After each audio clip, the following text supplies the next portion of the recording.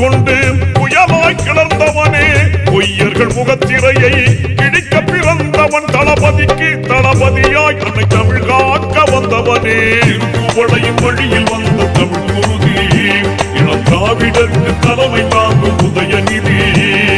திருக்குவளையின் வழியில் வந்த தமிழ் குருதி, இளம் திராவிடருக்கு தலைமை தாங்கும் உதயநிதி. கருப்பு சிவப்பு படையின் வீரன், களத்தில் வெல்லும் துணிச்சல்காரன், காலம் கொடுத்த கடமை வீரன், ஞானம் புகழும் கலைஞர் பேரன்.